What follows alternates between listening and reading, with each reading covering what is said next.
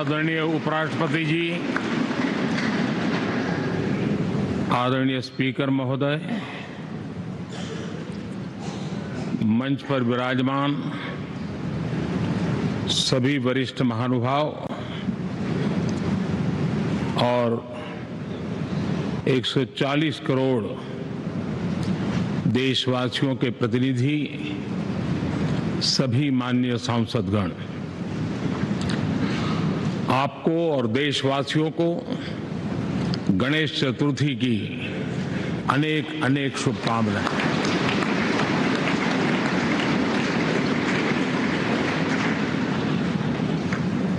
आज नए संसद भवन में हम सब मिलकर के नए भविष्य का श्री गणेश करने जा रहे हैं।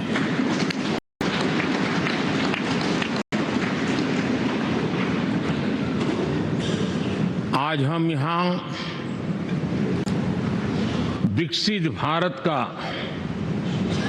संकल्प दोहराना, फिर एक बार संकल्पबद्ध होना और उसको परिपूर्ण करने के लिए जी जान से जुटने के इरादे से नए भवन की तरफ प्रस्थान कर रहे हैं।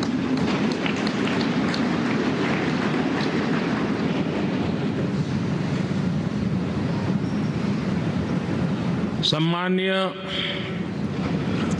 सभागृह, ये भवन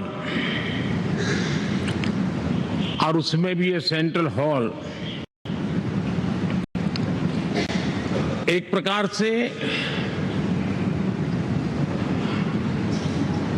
हमारी भावनाओं से भरा हुआ है।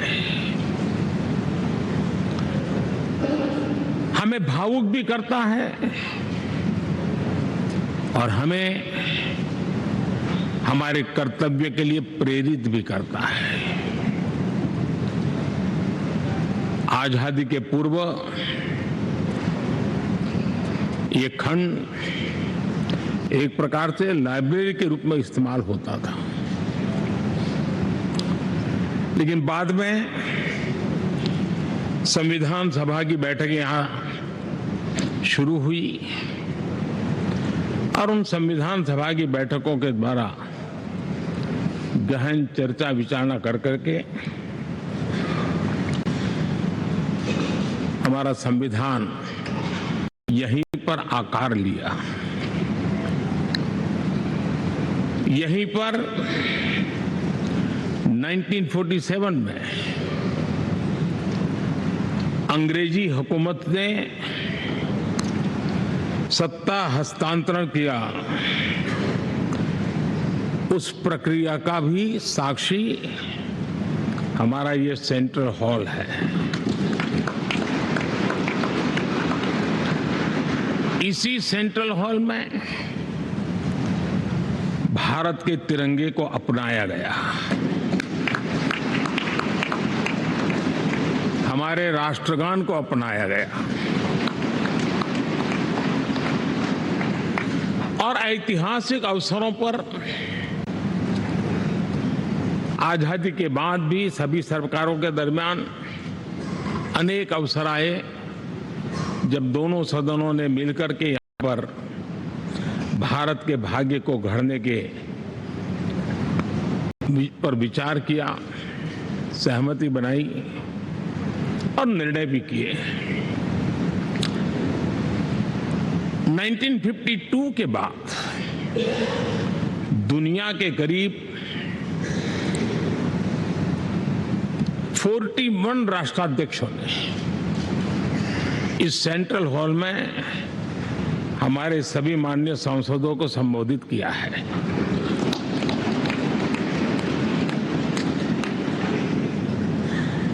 हमारे राष्ट्रपति महोदयों के द्वारा 86 बार यहां संबोधन किया गया है।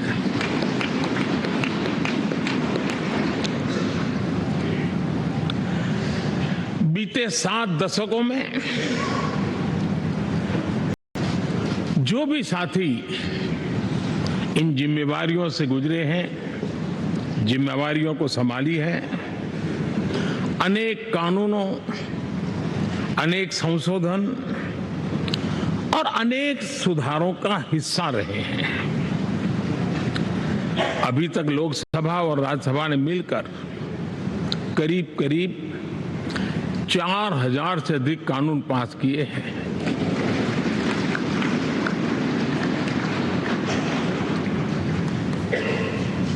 और कभी जरूरत पड़ी तो ज्वाइंट सेशन के माध्यम से भी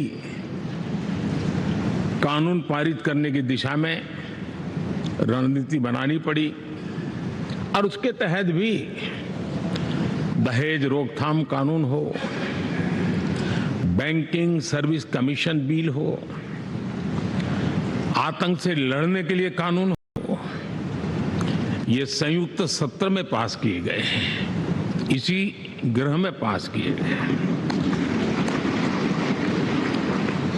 इसी संसद में मुस्लिम बहन बेटियों को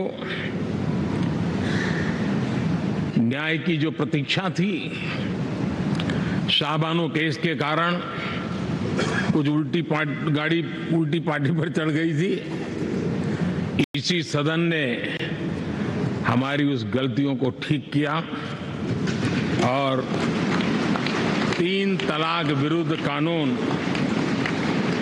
हम सब ने मिलकर के पारित किया।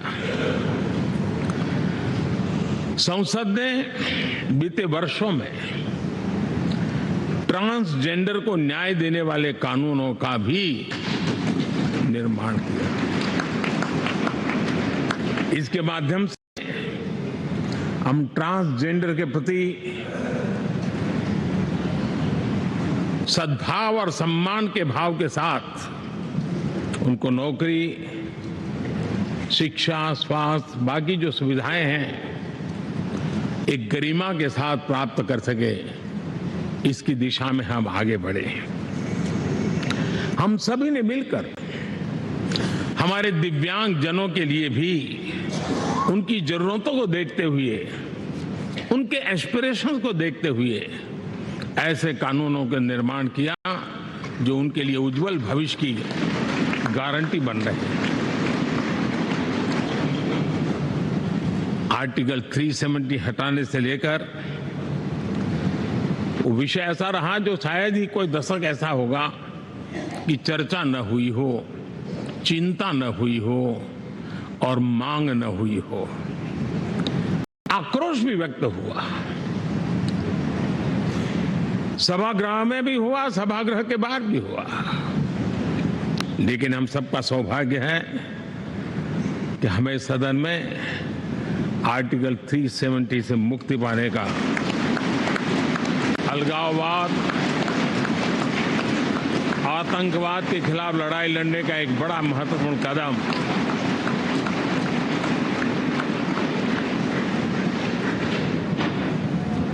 और इस महत्वपूर्ण काम में माननीय सांसदों की, संसद की बहुत बड़ी भूमिका है। जम्मू कश्मीर में इसी सदन में निर्मित हुआ संविधान हमारे पूर्वजों ने दिया हुआ वो महामूल्य दस्तावेज जम्मू कश्मीर में लागू करते हैं तो इस मिट्टी को प्रणाम करने का मन करता है। आज जम्मू और कश्मीर शांति और विकास के रास्ते पर चलने के लिए प्रतिबद्ध हुआ है और नए उमंग, नए उत्साह, नए संकल्प के साथ जम्मू कश्मीर के लोग आगे बढ़ने का कोई मौका अब छोड़ना नहीं चाहते हैं। ये दिखाता है कि संसद के सदस्यों ने मिलकर के संसद के भवन में कितने महत्वपूर्ण काम किए हैं। टेक्नोलॉजी की दुनिया को लेकर के भारत का नौजवान जिस प्रकार से आगे बढ़ रहा है, पूरे विश्व के लिए कौतुक भी है, आकर्षण भी है और स्वीकृति भी है।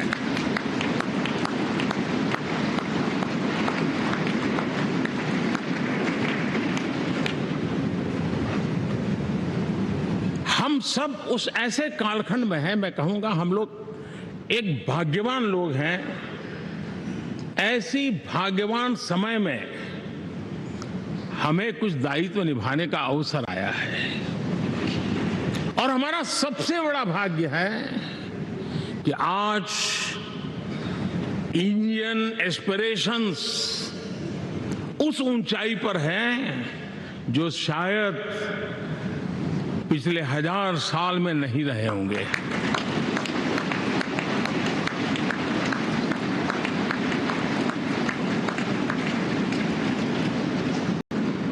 गुलामी के जंजीरों ने उसके एस्पिरेशंस को दबोच के रखा था।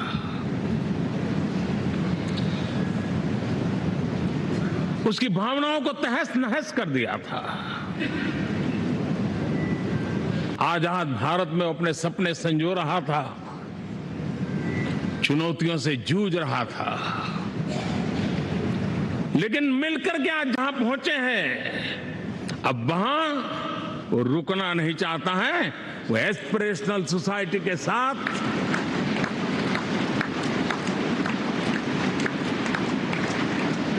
नए लक्ष्य गढ़ना चाहता है।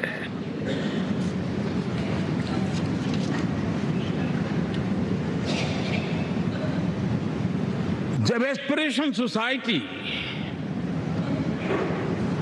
सपने संजोते ही हो, संकल्प लेकर के निकल पड़ी हो, तब पुराने कानूनों से मुक्ति पाकर नए कानूनों का निर्माण करके उज्जवल भविष्य के लिए एक मार्ग प्रशस्त करने का दायित्व हम सभी सांसदों का सविशेष होता है। संसद में बनने वाला हर कानून, संसद में होने वाली हर चर्चा, संसद से जाने वाला हर संकेत इंडियन एस्पिरेशन को बढ़ावा देने के लिए ही होना चाहिए।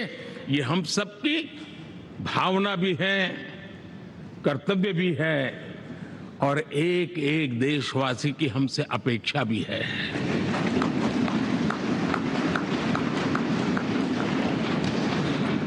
हम जो भी रिफॉर्म करें उसके मूल में इंडियन एस्पिरेशन सबसे सर्वोच्च पद पर होना चाहिए, प्राथमिकता पर होना चाहिए।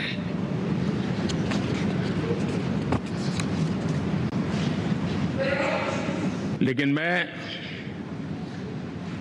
बहुत सोच समझ करके कहना चाहता हूं, क्या कभी छोटे कैनवास पर कोई बड़ा चित्र बना सकता है क्या?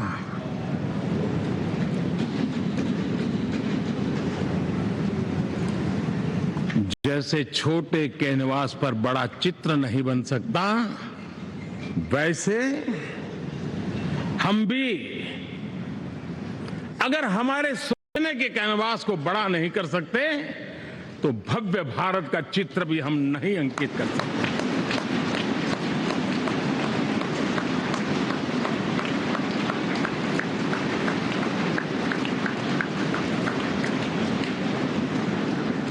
साल का हमारे पास अनुभव है। हमारे पूर्वजों ने जो कुछ भी रास्ते बनाए उससे हमने सीखा है। हमारे पास एक बहुत बड़ी विरासत है। इस विरासत के साथ अगर हमारे सपने, हमारे संकल्प जुड़ जाए, हमारा सोचने का दायरा बदल जाए, हमारा कैनवास बड़ा हो जाए, तो हम भी उस भव्य भारत के चित्र को अंकित कर सकते हैं, उस तस्वीर का खाका खींच सकते हैं, उसमें रंग भरने का काम हम भी कर सकते हैं और आने वाली पीढ़ी को वो भव्य दिव्य मां भारती के हम उनको सुपुर्द कर सकते हैं। दोस्तों, अमृतकाल के 25 वर्षों में भारत को अब बड़े कैनवास पर काम करना ही होगा। अब हमारे लिए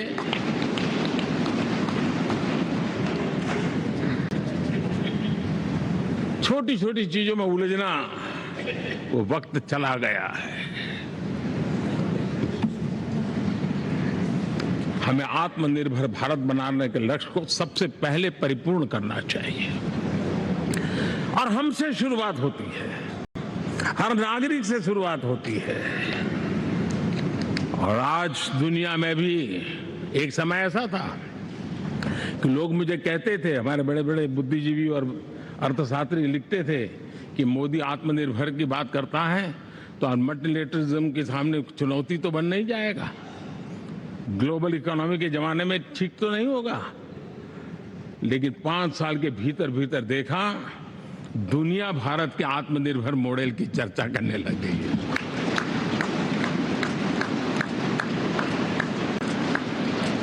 और कौन हिंदुस्तानी नहीं चाहेगा कि डिफेंस सेक्टर में आत्मनिर्भर हो, एनर्जी सेक्टर में हम आत्मनिर्भर हो, एडिबल ऑयल, क्या इस देश को आत्मनिर्भर नहीं होना चाहिए?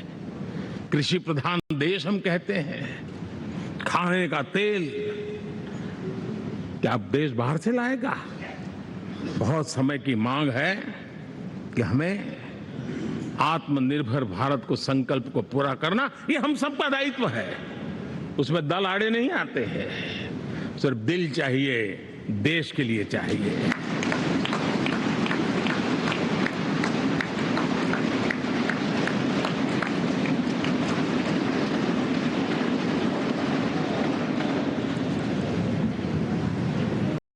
हमें अब मैन्युफैक्चरिंग सेक्टर में दुनिया में सर्वश्रेष्ठ बनने की दिशा में ही कदम रखने होंगे। और मैंने एक बार लाल किले से कहा था, जीरो डिफेक्ट जीरो इफेक्ट। हमारे प्रोडक्ट में कोई डिफेक्ट ना हो, हमारी प्रक्रिया में पर्यावरण पर कोई इफेक्ट ना हो, ऐसा जीरो डिफेक्ट जीरो इफेक्ट वाला हमें दुनिया के सामने मैन्युफैक्चरिंग क्षेत्र में जाना होगा। हमारे डिजाइनर, हमारे यहां निर्माण हो रही डिजाइन्स, हमारे सॉफ्टवेयर, हमारे एग्रीकल्चर प्रोडक्ट्स, हमारे हस्तशिल्प, हर क्षेत्र में अब हमें वैश्विक मापदंडों को पार करने के इरादे से ही चलना चाहिए, तब जाकर के विश्व के अंदर हम अपना झंडा फहरा सकते हैं। मेरे गांव में मेरा सबसे अच्छा माल हो, इतनी बात नहीं चलेगी। मेरे राज्य में मेरा सबसे अच्छा प्रोडक्ट नहीं चलेगा, मेरे देश में मेरा सबसे अच्छा प्रोडक्ट नहीं चलेगा, दुनिया में मेरा प्रोडक्ट सबसे अच्छा होगा, ये भाव हमें बताया।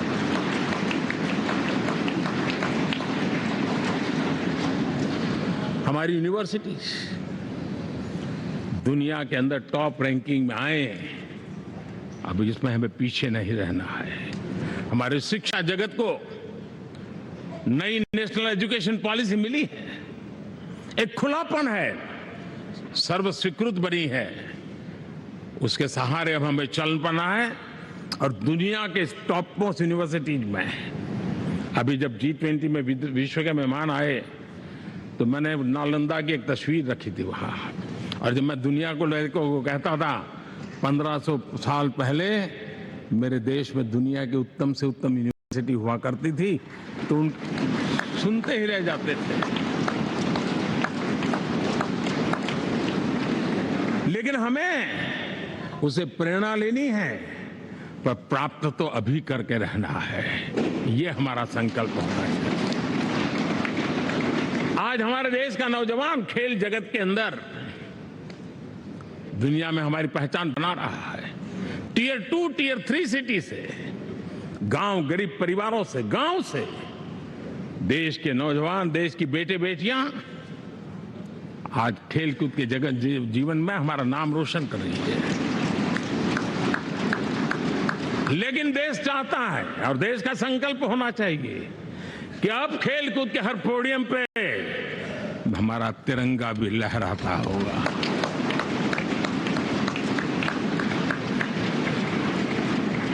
हमें अब पूरा हमारा दिमाग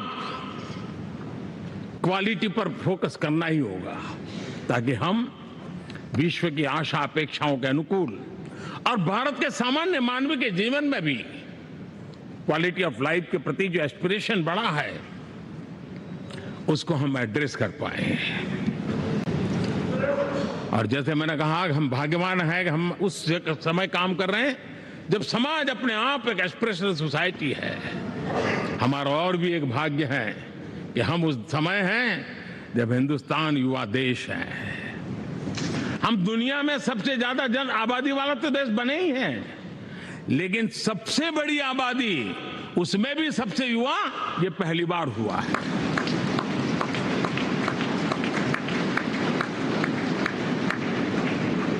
जिस देश के पास ये युवा शक्ति हो, युवा सामर्थ्य हो, तब हमें उसकी टैलेंट पे भरोसा है, हमें उसकी संकल्प शक्ति पे भरोसा है, उसकी साहस में हमें भरोसा है। और इसलिए हम चाहते हैं कि दुनिया में भारत का युवा अग्रिम पंक्ति में नजर आना चाहिए, वो स्थिति पैदा होनी चाहिए। आज पूरी दुनिया को स्किल मैन पावर की बहुत बड़ी जरूरत है और भारत विश्व की इस आवश्यकता की पूर्ति के लिए अपने आप को सज्ज कर सकता है और उन आवश्यकताओं को पूरी कर करके दुनिया में अपनी एक जगह भी बना सकता है। और इसलिए विश्व में उनकी आवश्यकता के लिए किस प्रकार के मैन पावर की जरूरत है, किस प्रकार के उनको ह्यूमन रिसोर्स की जरूरत है, उस स्किल मैपिंग का काम भी चल रहा है और उस स्किल मैपिंग के अनुसार भारत के अंदर स्किल डेवलपमेंट की तरफ बल दे रहे हैं। और जितना ज्यादा हम स्किल डेवलपमेंट पर बल देंगे, भारत के नौजवानों का सामर्थ्य विश्व में अपना डंका बजाने में कोई कमी नहीं रखेगा। और हिंदुस्तानी जहां गया है उसने अच्छाई की छाप छोड़ी है, कुछ कर गुजरने की छाप छोड़ी है। ये सामर्थ्य हमारे अंदर पहले से पड़ा हुआ है और हमारे पहले जो लोग गए हुए हैं उन्होंने इससे छवि भी बना के रखी हुई है। आपने देखा होगा पिछले दिनों करीब 150 नर्सिंग कॉलेज एक साथ खोलने का निर्णय किया। पूरे दुनिया में बहुत बड़ी रिक्वायरमेंट है नर्सिंग की। हमारी बहन, हमारी बेटियां, हमारे बेटे उस क्षेत्र में दुनिया में पहुंच सकते हैं, आसानी से पहुंच सकते हैं। पूरे विश्व की जरूरत है और ये तो मानवता का काम है जिसमें हम पीछे नहीं रहेंगे। आज मेडिकल कॉलेजेस का इतना व्यापक रूप से निर्माण देश की आवश्यकता तो पूरी करनी ही करनी है, दुनिया की आवश्यकताओं में भी योगदान दे सकते हैं। कहने का तात्पर्य यही है, हर छोटी चीज पर बारीकी से ध्यान देते हुए, उस पर अपना ध्यान केंद्रित करते हुए हमें आगे बढ़ना है। हमें भविष्य के लिए सही समय पर सही फैसले भी लेने होते हैं। हम फैसलों को टाल नहीं सकते हैं। हम राजनीतिक लाभ नुकसान के गणा भाग के अंदर अपने आप को बंधित नहीं बना सकते हैं। हमें तो देश के एस्पिरेशन के लिए हिम्मत के साथ नए निर्णय करने होते हैं। आज सोलर पावर के सफल मूवमेंट्स हमारी भावी पीढ़ी के लिए एनर्जी क्राइसिस से मुक्ति की गारंटी दे रहा है। आज मिशन हाइड्रोजन आने वाले दिनों में जो एनवायरमेंट की चिंता है, जो टेक्नोलॉजी में बदलाव आ रहा है, उसके समाधान का रास्ता देने का सामर्थ्य रखती है। आज हमारा सेमीकंडक्टर जिस प्रकार से जीवन चलाने में हमारे हृदय की जरूरत रहती है, वैसे ही आज हमारी टेक्नोलॉजी चिप्स के बिना चल नहीं सकती और सेमीकंडक्टर उसके लिए बहुत अनिवार्य है। उस दिशा में हम आगे जाकर के इलेक्ट्रॉनिक मैन्युफैक्चरिंग में कोई रुकावट ना आए और जीवन कहीं अटक न जाए, उसलिए एक बहुत बड़ी मात्रा में हम काम कर रहे हैं। जल जीवन मिशन, हर जिले में 75 अमृत सरोवर, हमारी भावी पीढ़ी को, हमारे बच्चों को, बच्चे उनको कभी पानी के बिना तरसना न पड़े, इसकी चिंता हम आज कर रहे हैं। विश्व के बाजार में हमारा हर व्यापार कारोबार पहुंचे, कॉम्पिटिटिव ताकत के साथ खड़ा रहे, लॉजिस्टिक सिस्टम को और अधिक कम खर्च वाला बनाना, एफिशिएंट बनाना, उस दिशा में हम बहुत नीतियां लेकर के चल रहे हैं। आज समय की मांग है कि भारत का एक ऐसा भारत का हम निर्माण करें, नॉलेज, इनोवेशन, ये समय की मांग है और दुनिया में हमें अग्रिम पंक्ति में जाने का ये रास्ता भी है।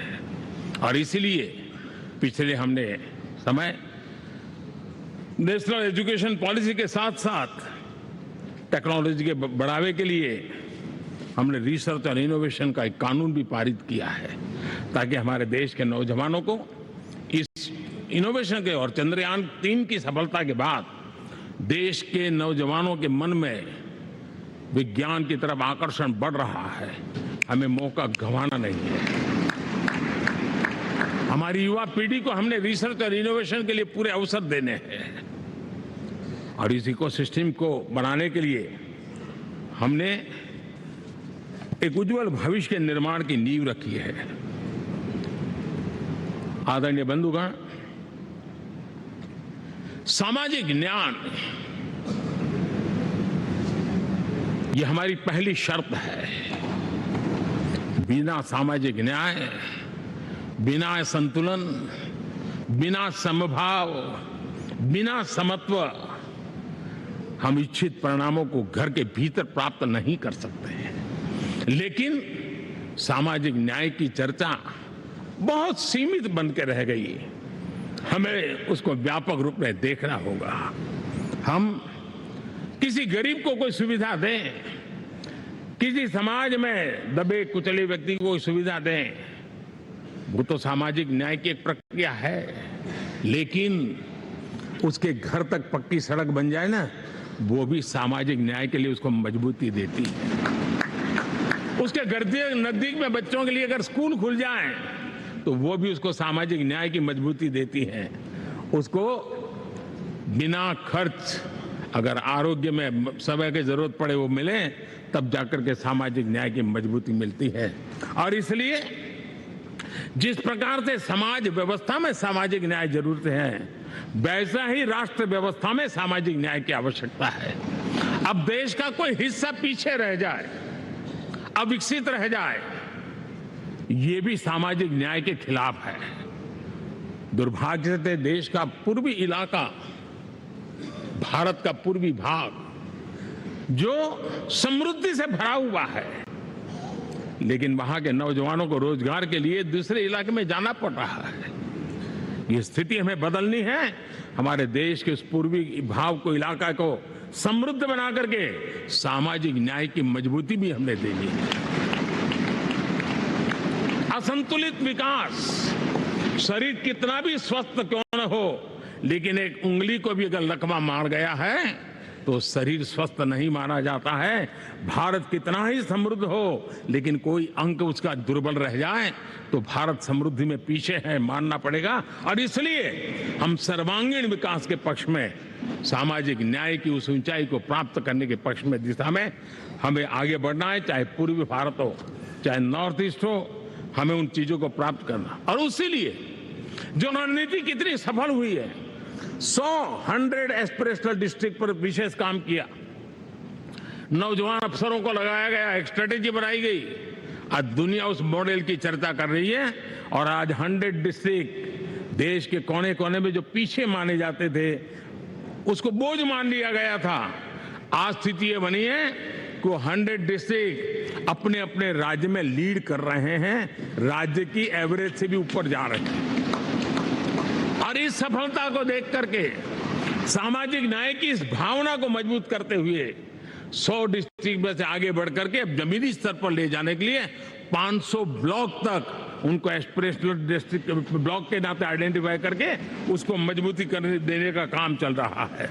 और मुझे विश्वास है ये एस्पिरेशनल ब्लॉक्स हैं, वो एक विकास का नया मॉडल बनने वाले हैं। वो एक प्रकार से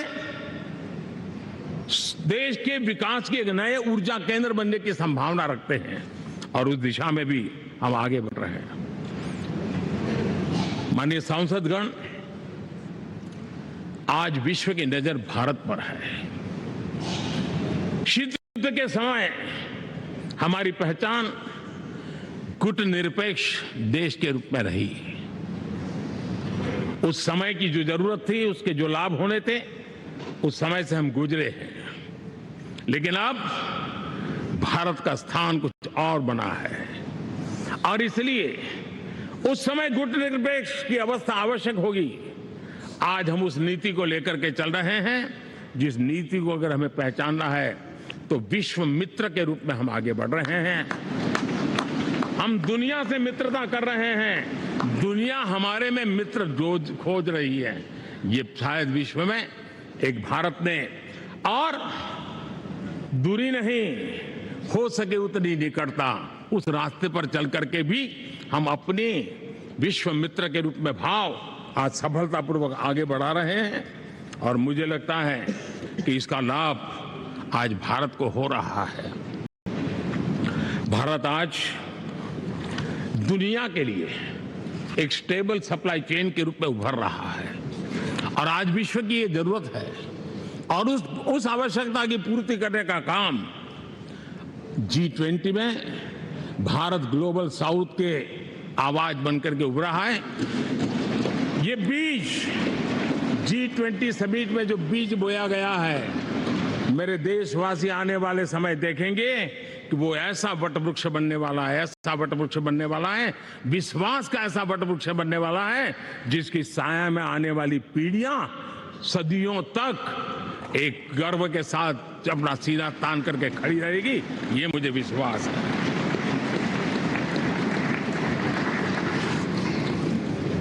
इस G20 में एक बहुत बड़ा काम हमने किया है, बायोफ्यूल अलायंस का।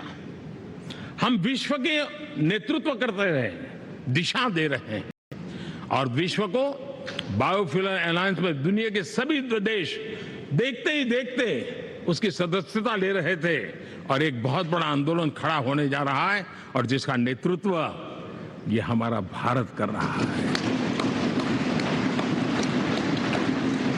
छोटे छोटे महाद्वीप, उनके साथ भी आर्थिक कॉरिडोर बनाने की दिशा में हमने बड़ी मजबूती के साथ कदम उठाए हैं। आदरणीय बंधुगण, आदरणीय उपराष्ट्रपति जी, आदरणीय स्पीकर महोदय, आज हम यहां से विदाई लेकर के नए भवन में जा रहे हैं, संसद के नए भवन में बैठने वाले हैं और ये शुभ है, गणेश चतुर्थी के दिन बैठ रहे हैं।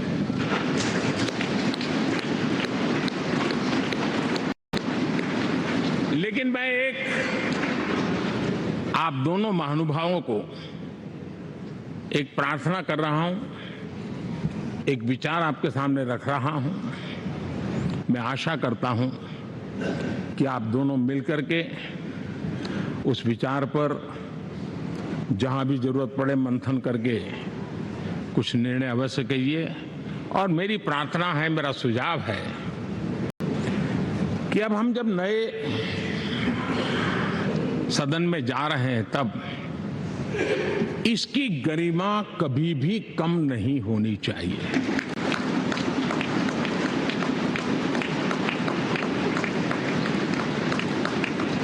इसे सिर्फ पुरानी पार्लियामेंट कहकर के छोड़ दें, ऐसा नहीं होना चाहिए।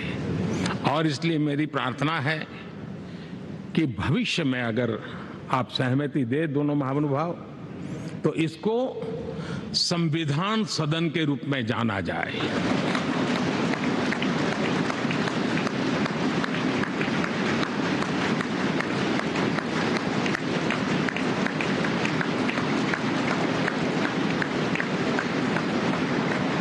ताकि ये हमेशा हमारे रक्षा के लिए हमारी जीवन प्रेरणा बनी रहेगी।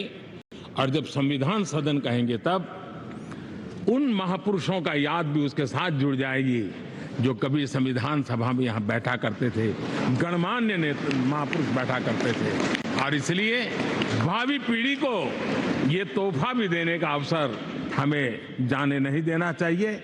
मैं फिर एक बार इस पवित्र भूमि को प्रणाम करता हूँ यहां पर जो तपस्या हुई है, जन कल्याण के लिए संकल्प हुए हैं, इसको परिपूर्ण करने के लिए 7 दशक से भी अधिक समय से जो पुरुषार्थ हुआ है, उन सबको प्रणाम करते हुए मैं मेरी वाणी को विराम देता हूं और नए सदन के लिए आप सबको शुभकामनाएं देता हूं।